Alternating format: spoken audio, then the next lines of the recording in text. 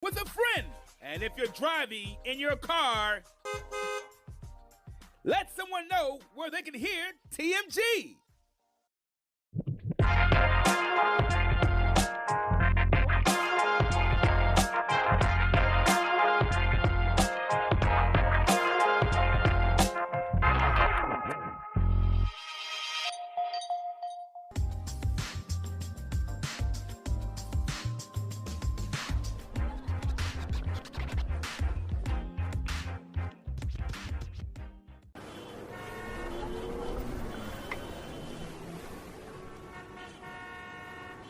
It's time for a new episode of TMG. Hi, everybody. Welcome to TMG. I'm your host, Travis Patton Sr. I enjoy discovering and sharing real-life moments of inspiration from everyday people. And this show is about finding moments of inspiration for our everyday lives. And look, and if you're going to tell me something, then tell me something good.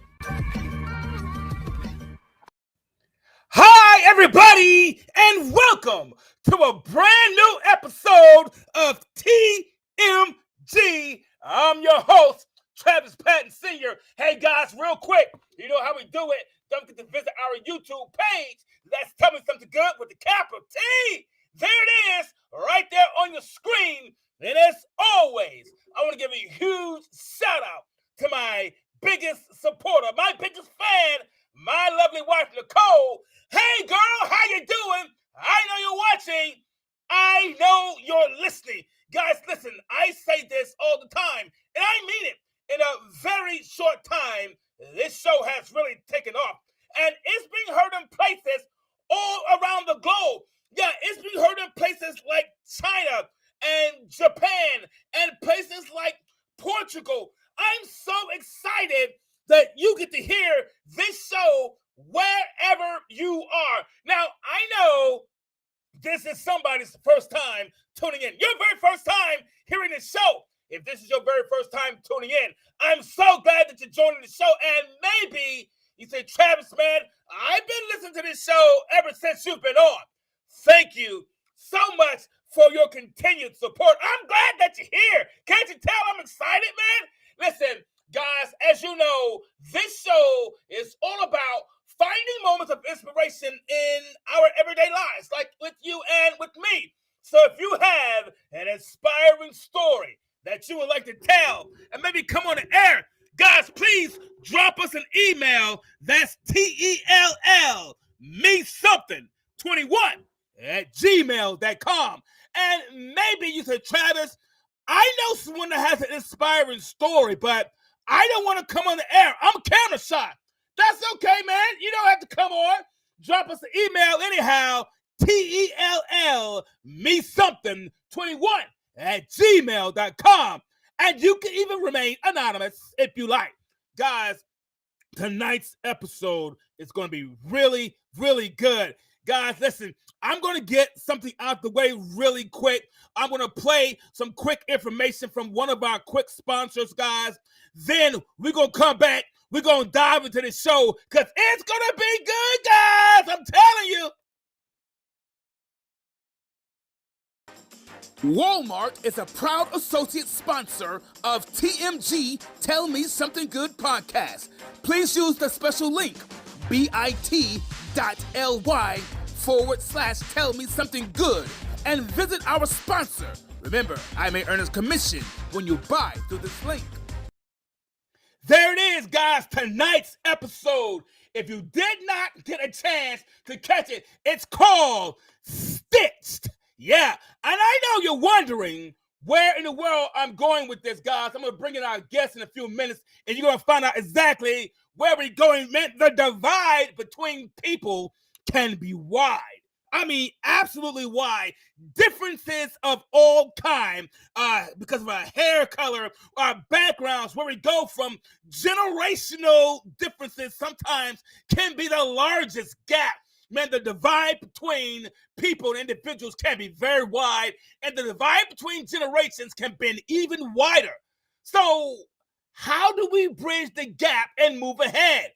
with a good pair of jeans. Yeah, that's right. That's how we do it. While looking to find a way for women of her generation to feel comfortable in their own skin, our special guest stitched together a way that generations of women can feel empowered, feel confident, and look great doing it. Many around the world know her as the Jean Queen, Diane Gilman. She is also a dynamic author and a dynamic speaker, a women's advocate for all generations. Let's give a huge TMG welcome for Diane Gilman. What's up, Diane? How you doing? Whoa, Travis, you are incredibly up and ready to go. Yeah, it's me, the Queen of Jeans. Formerly.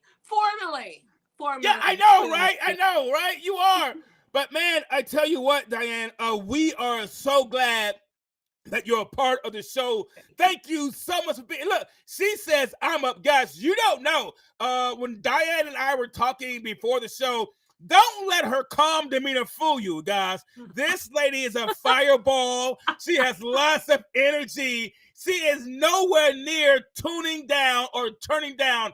Her energy is up and going. So Don't get fooled by the gray hair. I'm telling you, don't do it. Don't do it, man.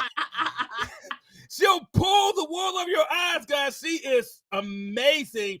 Her energy level is up there, and I'm so glad that you're here, Diane. Thank you so much for joining the show. We are happy to have you here. A pleasure.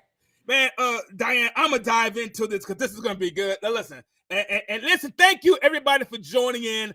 Thank you, everybody, for streaming, for being here. Thursday night is where it is, right here with TMG. So thank you, everybody. Diane, I got to ask this. There's so many things going through my mind, but, so it's wonderful that you're here with us, right? And I'm excited, as you can see. And I don't want to assume anything. I don't want to assume anything else, anything about anybody. So please, if you will, let everyone know what it is that you do now or formerly did. Well, I was in fashion forever. And by accident, I was in a lawsuit and lost my name on my label. I got into tele-retailing. Okay. Turned out to be the best thing that ever happened. Sometimes the worst thing can actually be masquerading, and it is the best thing. So I learned a second skill beyond design, and that was communication. Okay.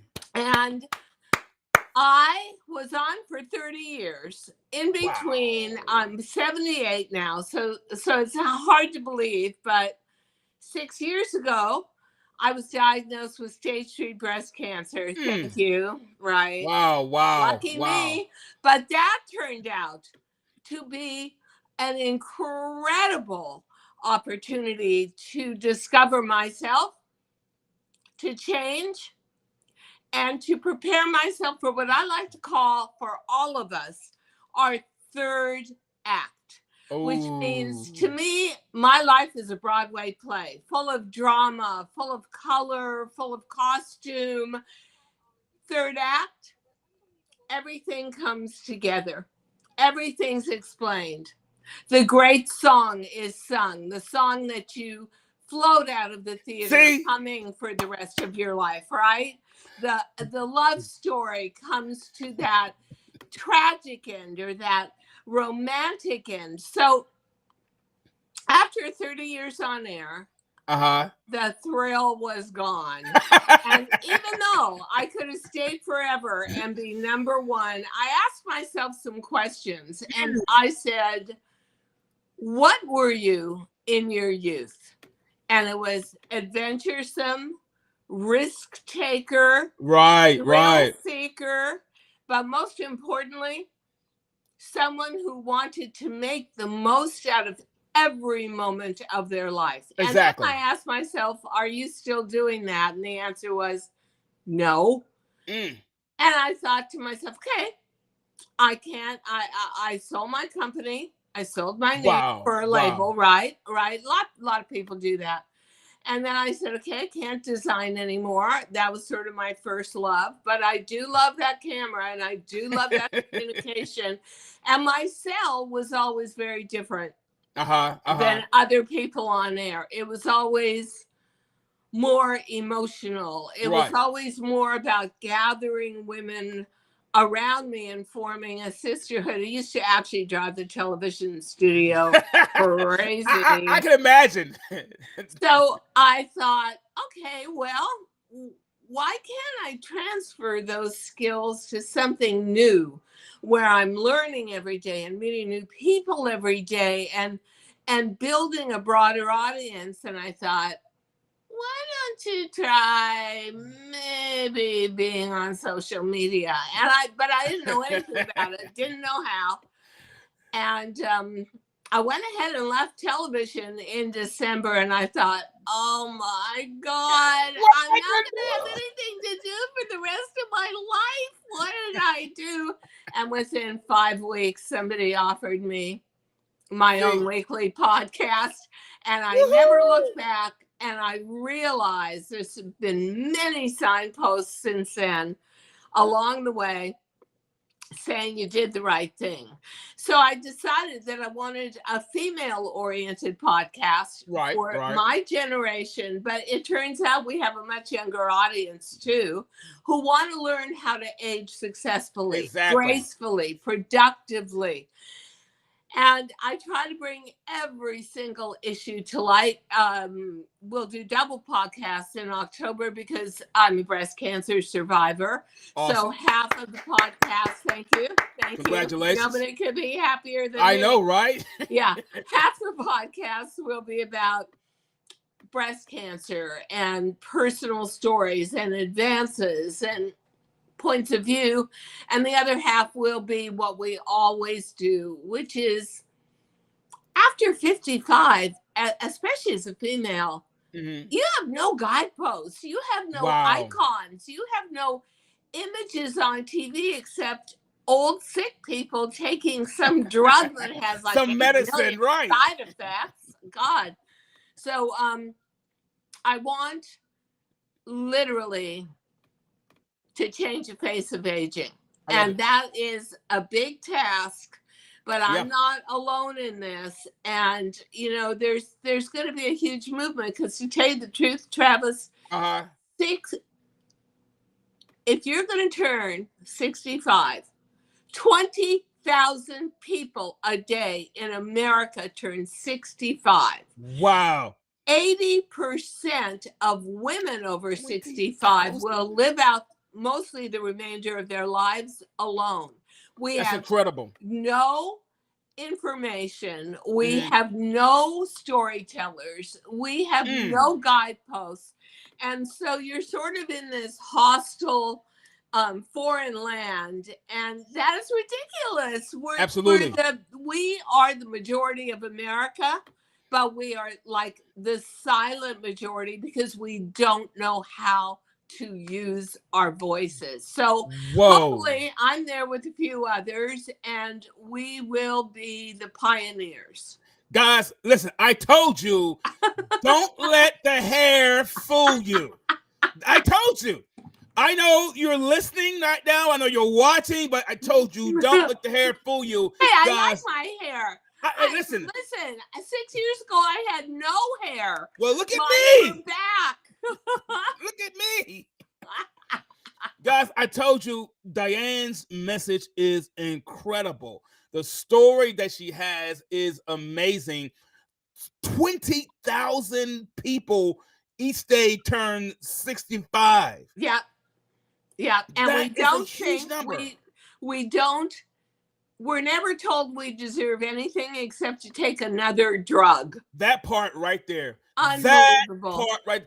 And what's amazing, Diane, you said that the generation of people who getting at becoming the age don't have adequate representation at all. They don't have an adequate role model or something they could aspire to, unless, what drug are you taking now? What drug did your doctor give you? Are you on this pill? And that's the only thing I'm gonna be honest with you. When I was young, even when I was younger, the only thing I can remember seeing about older individuals or age people that had aged on TV, they were in rocking chairs. They didn't move very much. They were, oh, that's just grandma and grandpa sitting over in the corner. And if they did anything outside of that, they were called crazy. They were called lunatics. Yeah, because they weren't called crazy lunatics because they were doing something out of the ordinary. It's because they decided to continue to live. Because they decided to live again. I think that we are going to have to be paid attention to in a different way. For one, I'm 78. I don't take one drug. And the doctors push drugs on you all the time. Oh, eat whatever you want. So in other words, eat total junk and take Ozempic and lose weight. Or eat total junk and take a statin, and your chances of getting a heart attack will drop. But what they don't tell you is your chances of getting diabetes will skyrocket up and your body won't get the nutrition it needs. And so I think that it is also my curiosity. I did not develop the baby boomer gene until everybody else in my industry was basically dead or retired, I know, or right? bankrupt, or walked away. I was 60 when I had my greatest hit. And the only other designer I can equate that to is Coco Chanel, who actually amazingly designed the Chanel suit at the age of 72. Whoa. Uh-huh. So she was in exile for years because she had a boyfriend who was in the SS and was very close and high up to Hitler. And so she was banned, really exiled from France for 20, 25 years.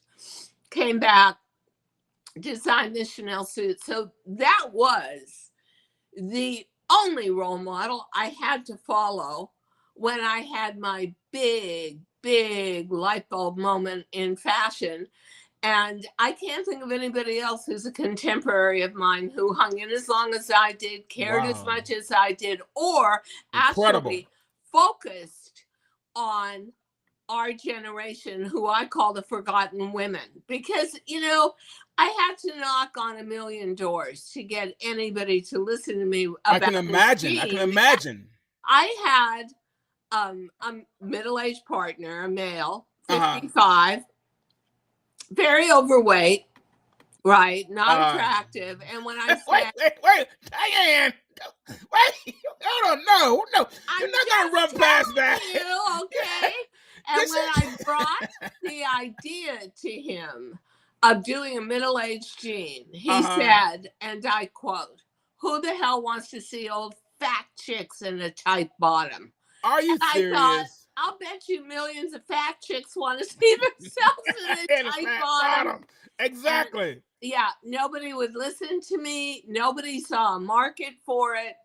And yet the customer who didn't even know they wanted it or could expect it went crazy when they got it. And it was international. I went all over Europe and Australia and Canada, and everywhere you went, women age the same. Hormones are the same. Wow. And the genes changed their lives. When I left and sold my company and my name, they didn't want to do. They just wanted my name. They didn't want to do middle-aged genes anymore. No, it is unbelievable. So incredible. You've got this tremendous market if you are an entrepreneur, a merchant, and yet nobody respects it. No, hey, let me give you guys a clue. Our money is just as green as yours. I know, right? 30, 40. Yeah. It spins the same. Yep. But go ahead. I'm just going to say that for anybody who's maybe aging out and in, let's say, corporate, and you're in your 50s and you see that you're not so valued anymore, you're not getting opportunities anymore, And you're thinking, I hate this. I hate my life every day. I want to leave. My advice is always the same. Don't go back into an area like corporate that doesn't appreciate you. Exactly. There are so many single entrepreneurial practitioners out there around our age from 55 on. And you can make a life for yourself that is much more stress-free, much more appreciated, much more personalized, Exactly. and far more productively satisfying. So I think that's going to be one of the big revolutions in America, honestly, is you can't get rid of us. And there's bazillions of us over 55. So you know what? We might as well all try to work together. Because you're not going anywhere. You're not going anywhere. Not now. No time soon. Not with 20,000 turning 65 every day. Yeah, amazing. Nobody's going anywhere. Yeah. Nowhere. Guys, I got to play this other spot for my sponsor, guys. We coming back. Don't you go nowhere. We coming back, guys. Amazon. Amazon is the world's largest online retail store. Please use the special link bit.ly/tell me something AMZN for Amazon. With Amazon, you can spend less and smile more. Please visit one of our online sponsors today. Guys, use one of the special links in our chat to visit one of our sponsors. Guys, I'm here with Diane Gilman, and she is sharing some wonderful information. Guys, Diane, so we've been talking about really not designing clothes. We've really been talking about bridging generations. And that's why I'm here. Life. Yeah, redesigning life. Truly. That's what I've heard you've really been doing. Yeah, it may have come in the designing of clothes, but you've really been redesigning people's lives and the way we think about people who are aging out, because society is aging out. There is a section of society that's aging out, and you are redesigning the way that we think about individuals. I know you are redesigning the way I think about that as well. There's somebody listening right now saying, you know what? She's right. I can think a little differently. And someone right now, if you are in your 50s and 60s and you're approaching your 70s and 80s, you can do more. This is not your age is not the end. It is just another page. You gotta understand that obviously. Now, listen, I know I'm a little naive to some things, but obviously it took some time to build the things that you were talking about, like stitching things together. There may always be obstacles. You go try to stitch things together when you're a designer. There may be time that's obstacles. You can't find the right fabric you want. Always obstacles. What are some of the most challenging obstacles that you had in your life trying to deliver the message that you're delivering? Trying to deliver this message. My life was like I should have been a mountain climber. My life was like climbing Mount Everest 8 million times. So the first, and actually I'm terrified of heights.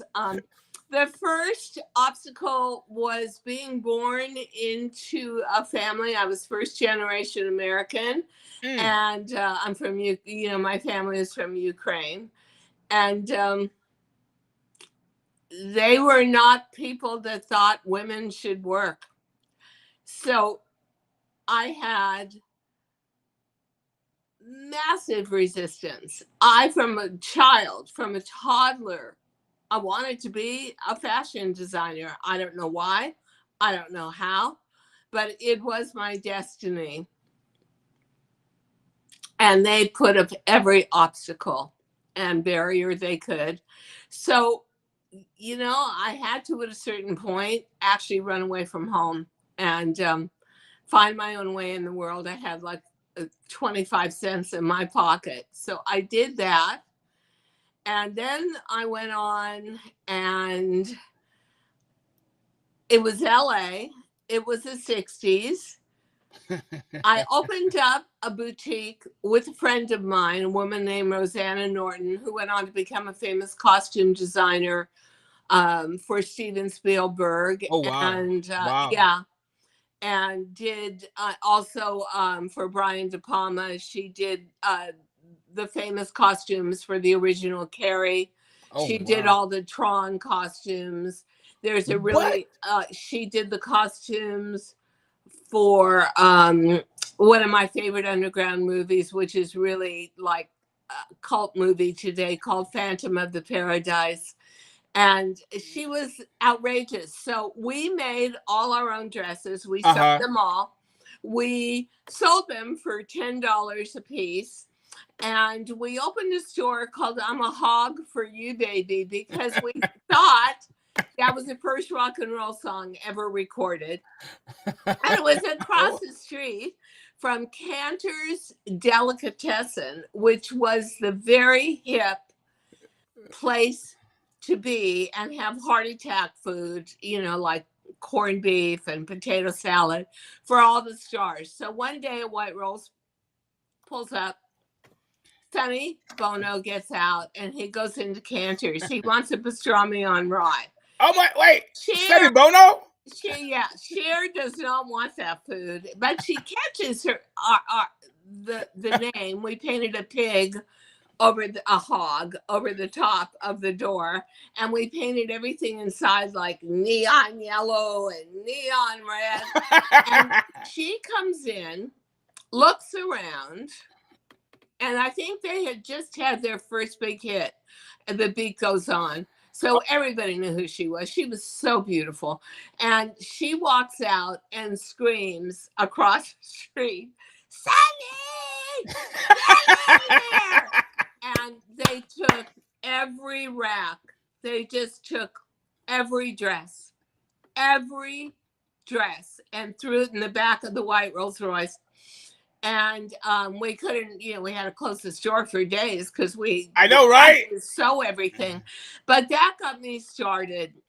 And then I was always on the fringe of rock and roll. So I made hand-painted leathers for Rod Stewart, and I made hand-painted and jeweled and ripped and patched denim for Janis Joplin and Janis Joplin? Yeah, and Gracie Slick and the Jefferson Airplane, and Jimi Hendrix, and Jim Morrison, because actually Rosanna's boyfriend was Jim Morrison of the Doors. Are you kidding me? No, and that was my life for a few years, and I became so comfortable.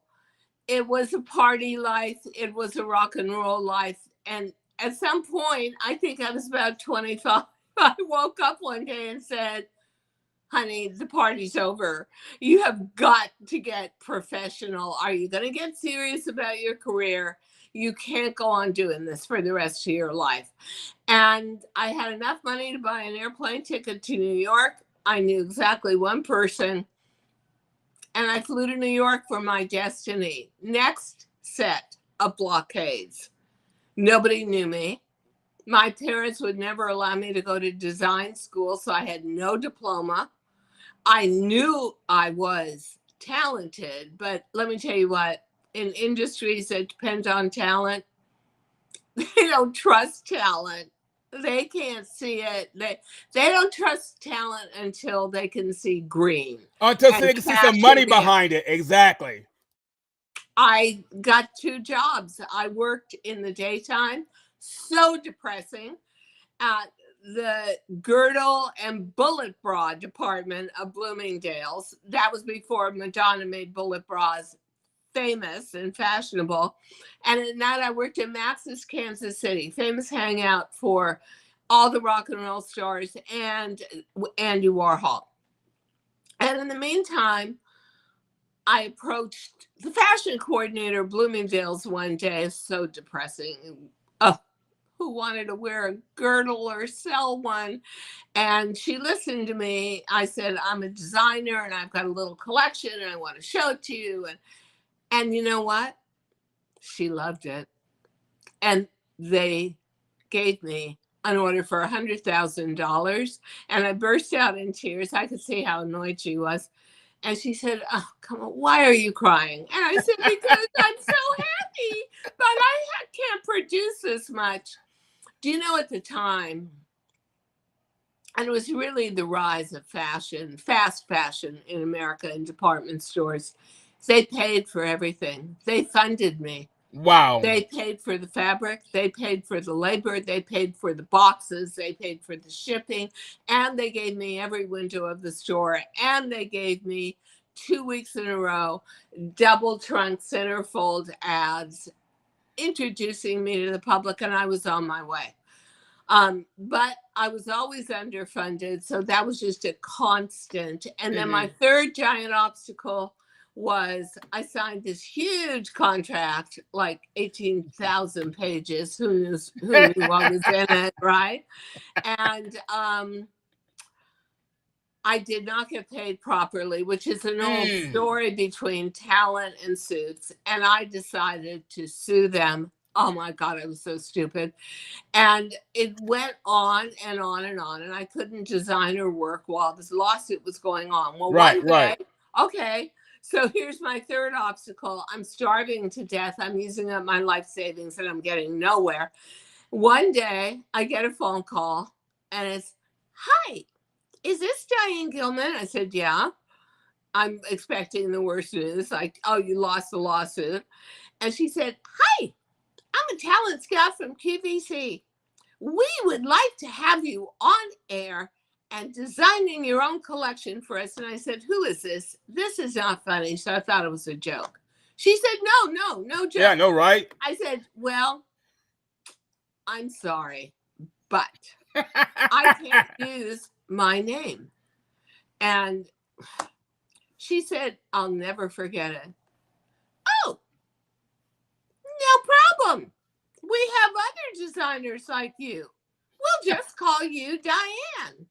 And so through the very worst obstacle, a horrible lawsuit backed by people who really had the money to have it go on forever. Right. I got to the place I truly needed to be, which was television. So now I formed my second skill. I developed the baby boomer gene. I was 48 when I went on air. 48? Yeah, but that medium of television, tele-retailing, QVC, HSN, loves older women, catered to them. So where it would be completely improbable to have your television debut at that age in another form of TV was perfectly fine here. And then I went up and up and up. And I had introduced washable silk to America. So I was selling washable silk, doing it, designing it, finally settled the lawsuit. And then I became a widow and I made food my companion and I blew up to 200 pounds. I understand that. Oh my God. And I couldn't wear anything I wanted to wear. And I also didn't particularly love what I was designing. I sort of, I was really good at it, but designed it from a distance. Well, I figured out why I gained the weight. I lost most of the weight. And along the way, I said, I'm like 57 now, 58. I said, I don't like this. I can't wear anything. I want to be a cool chick again. I was always such a cool girl, right? I was a blue jean baby. So I went on a quest every weekend. I spent one day just going from store to store. Every category killer store for denim. Every department store, every specialty store, never found one thing that fit me. Because now, not only was I still kind of overweight, but I was also a middle-aged body. Hormones at play, lots of fat, like a rubber tube around my middle. So I thought, this is so goddamn stupid. Nobody cares about me as a middle-aged woman, but I care. I went out and bought 3 yards of denim. I had a whole sewing factory in Manhattan at the time. And I said, Okay, we're going to take all my measurements, my waist, my stomach, my hips, my upper thigh, middle thigh, knee, calf. We're going to make me a pair of jeans. Changed my life. People started treating me, it was hilarious. They started treating me like I was more intelligent, like Wait a I was minute. one of them, all my young assistants, like I was so hip, like I wasn't a different person, but I realized how cathartic an iconic article of clothing that connects your youth to your middle or old age can be. And we had just gotten a female CEO at the network, and she had been part of establishing Ralph Lauren with polo jeans. So I knew she understood denim, and she was the only one that gave me a chance. I begged her, and it shot up like a rocket.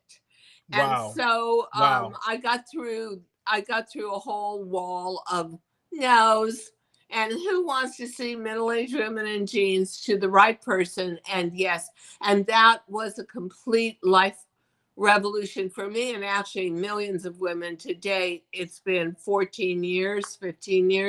We've sold 21 million jeans in America alone. We expanded because I thought women are the same everywhere. Estrogen's the same everywhere. So I then went to the executives at QVC and laid out my story and said, please give me a chance with the UK. So I flew to London, shot to #1. Then Dusseldorf, Germany, shot to #1. Then Milan, Italy, right, #1. Then they opened up Paris, France, was the #1 apparel vendor there. Toronto, Canada, but all of Canada, #1. Australia, #1.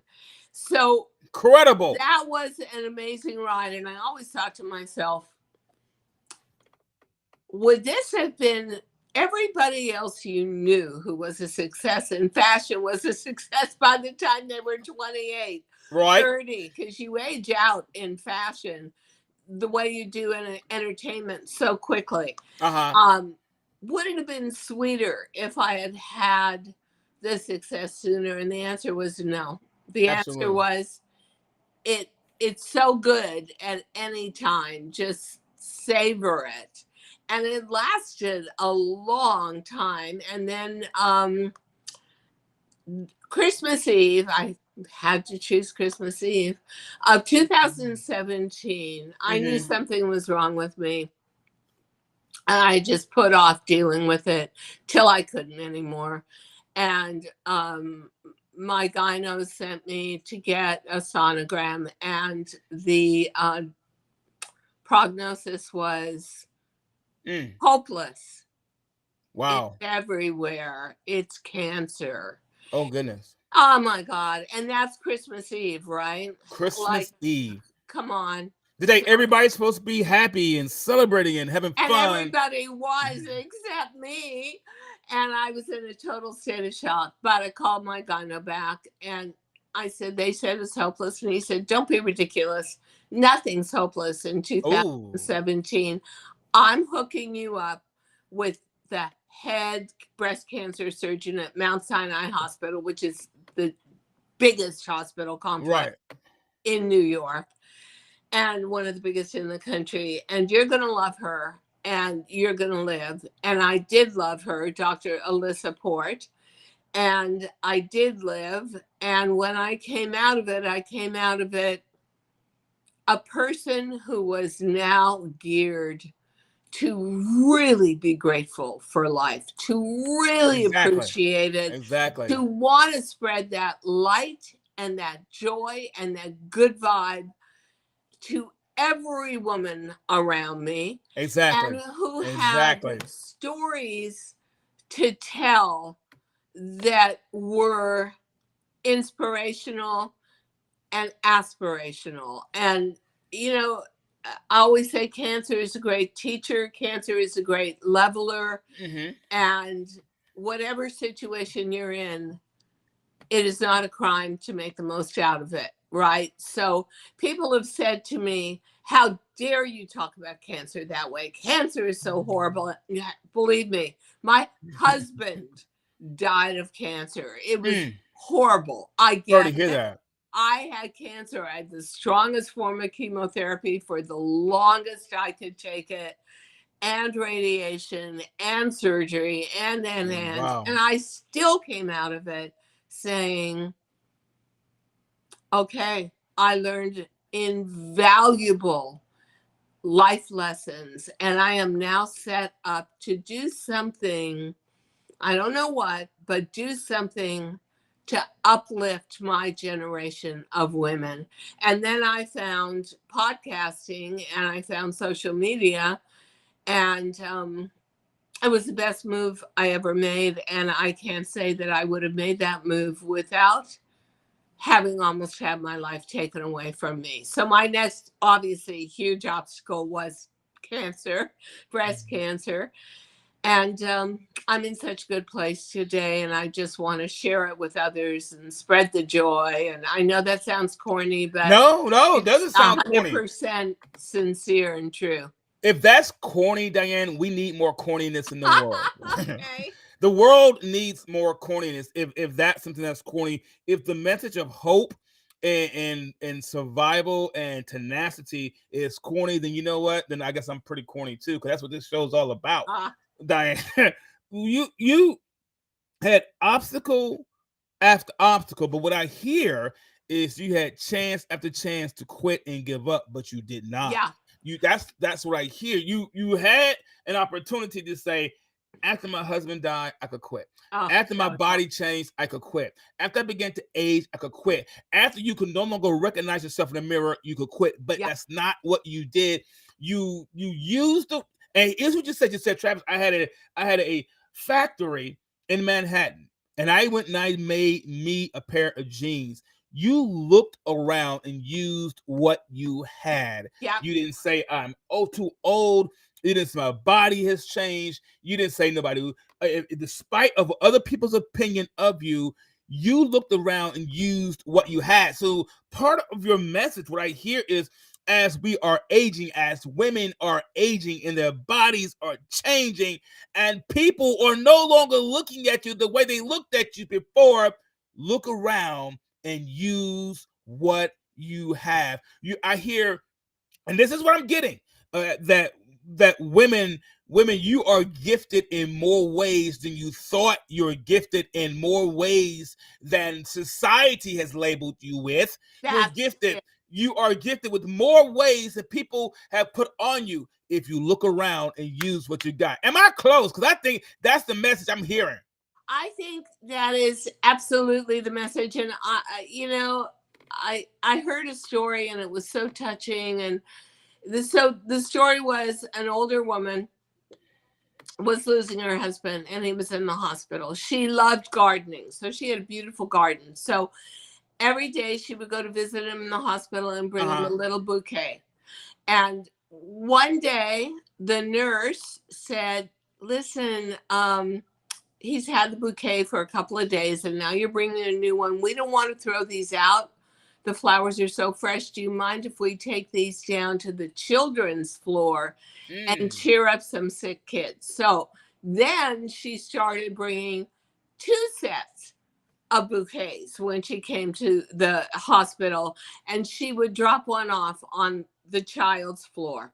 Okay. And then her husband passed on, but she didn't stop, and she would bring bouquet every day to the hospital, and the kids were so appreciative and the parents loved it. Then one day the head of the hospital contacted her and said, your bouquets are so beautiful.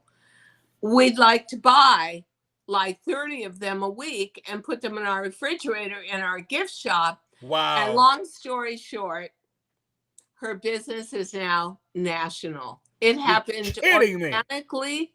It happened out of something she loved to do that gave her a lot of comfort and satisfaction. It involved no corporate BS and layers at all. And I think the woman is now like 86.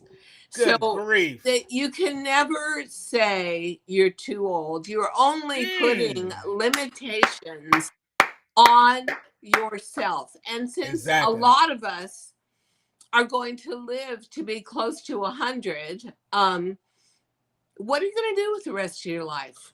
That part right there. I'm sorry, but for me, I figured out pretty soon after I decided to walk away from television that I was someone who had to be productive every day, who had to be Exactly. useful, who had to have a bigger purpose and goal oriented. And when I put that all together, it did not spell retirement, it spelled reinvention. Woo. Guys, I told you, don't let her hair fool you, guys. Hey, I like my hair, Travis. She's not giving up, guys, on life, and that's what I'm hearing. And she's showing. And guys, I don't know about you guys, but here's what I'm getting. All right, so people, if you think about a designer, and whether they use a machine to sew or and back in the days they used to use their hands with a needle and thread to sew. All right. So if you think about a designer, they're used to using things and tools to help them stitch things together, stitch different fabrics together. And if you think about a designer, people can be similar to what I call a needle, like a needle and thread. People can be similar to a needle. By this, I mean we find ways to piece experiences and generations together. And while their message is kind of like the thread, you certainly have been threading, Diane, a message for women. What exactly is the message that you've been sharing with women because you are definitely a needle, and a needle goes from one fabric to the next fabric. You're going from one generation to the next generation. Jeans was the medium. It was the thread. You and what the needle. You've been piecing generations together. That's what you've been doing. It's funny, but about 8 years ago, I won a fashion award, and there was a party, and I remember walking to the party down Fifth Avenue and then 57th Street in Manhattan, beautiful neighborhood, and thinking, my God, my dream come true when I was a little girl. I always wanted to come to New York and be glamorous and be a part of it. Right. And here I am, and I am part of the brightly colored yarn in the tapestry. Ooh, I like that. An amazing. I see what you did there. And that was, I always thought of myself that way, as part of a tapestry that told a story. And what I would say to anybody who faces aging, and which you don't have a lot of choices here, is rather than be terrified of it, because really the choices are die young or age, be very centered and realize and feel your talents and the things you love in life and how you would like to share it and form community. Because what I'm trying to do now is take my sisterhood, my Silverella sisterhood, and form community so that we don't feel isolated, so that we don't feel disposable, so that we feel our voices, albeit maybe a group voice rather than singular voices, can be heard. And we can get the respect and the opportunities we deserve, but we can't do it if we're silent, and we got to band together. Yep. So I found my life's purpose. I found what was completely and totally appropriate for the age I'm in. And hopefully I'll be able to piece a lot of the parts together and stitch them down and form a beautiful tapestry like they did in the Middle Ages that tells a story. That's me. Guys, I told you we're on the same page here. Did y'all hear how she was doing that? You worked that one. Yeah. I told you we're on the same page. We worked out. I mean, look, in what ways? I think we talked about how you saw cancer as a Yeah. positive for you, and it gave you an opportunity. I heard one interview say it's a gift. It gave you a gift because it allowed you to see just how precious life really is, and you began to think of life in different ways, a different perspective. Now, I got a question. Now, you wrote some books. You wrote a couple of books. They're really great books. Your books, Too Young to Be Old and Good Yeah. Genes, have inspired a lot of people. A lot of people. What was? And I'm going to put those books here. Put one of those books here on the screen. I'm going to take my face off the screen here. Yeah, I'm going to do it.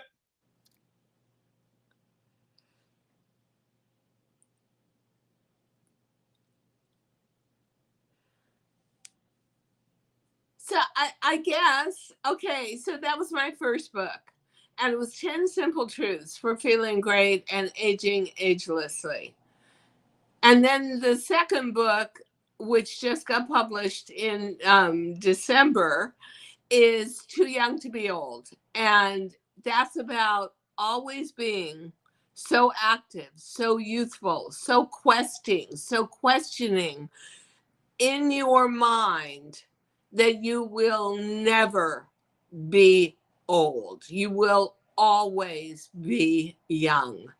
And that book, the second book, is really touching to me because the message is so dear to my heart. You know, I'm creeping up there on 80 years old, and people just have terrible assumptions of you that you're not doing anything that contributes to society anymore, that you're not enjoying yourself anymore, that you're going through the winter time of your life. And none of that needs to be true. It's just, do you want to buy into society and a really, really old timey vision of what aging is? Or do you want to be a modern ager and Exactly. know that you've got plenty of years to go and you are going to make the most out of them? And no, I'm not telling you that you're 20 anymore. And you got to get over the fact that life is not perfect anymore. I used to get up in the morning, 2 hours of sleep, out in Studio 54, up and at work at 8 a.m., and I looked perfect. That is not so true anymore. So you have to accept where you are, understand what your Exactly. limitations are, and understand what your contributions might be, and go for it. And one piece of Exactly. advice: everybody wants to tell you something when you grow old, like you grew old and you grew stupid. Don't do that. Or you should be on cruises all the time. I hate cruises. Or whatever it is, just plug out the chatter and really go Exactly. deep into yourself and say, what do I want to do? What do I want to give? What do I want my legacy to be? And then start to get there. And you know what? It's such a great journey. I have to say, out of all the periods of my life and periods of my life when I was more agile and younger and healthier and could do lots of stuff, this is actually my favorite period of my life. My 70s, albeit having cancer, my 70s have been the happiest years of my life. Wow. Guys, can you hear that? She says aging gone through, did not have the support of her family, did not have the support of where she came from. She said, but this is the happiest times of her life. Guys, I don't know what to say. Guys, I told you she was great. I guess you guys didn't believe me at first. I told you. Diane, I absolutely want to thank you. Thank the wonderful Diane for being So much joining us. fun, Travis. So much fun. I was fun. I learned you really changed my perspective on aging as I age. I'm 54. So you really changed my perspective. And I started this podcast at 51. I actually, and most people, a lot of people don't know this, and my wife tells me I should say this more often. Most people don't know this about me, but I wrote and self-published a book on Amazon, and it was a number one bestseller. No, most people don't know that. Don't know it. And I wasn't in my 20s. I was in my 50s when I did that. So you're never too old to reinvent. I never, ever use that terminology. Yeah, if you said to me, "Do you want to bungee jump off of Mount Everest?" No, I'm out. I would say no, but I wouldn't say I was. But I might be thinking to myself, a little too old to do that. But you know what? Leaving something I was number one at, leaving something I did for 30 years, leaving something I could have done in a coma and still been good. Was a little bit like bungee jumping off of Mount Everest. But you know something? It reinvigorated me.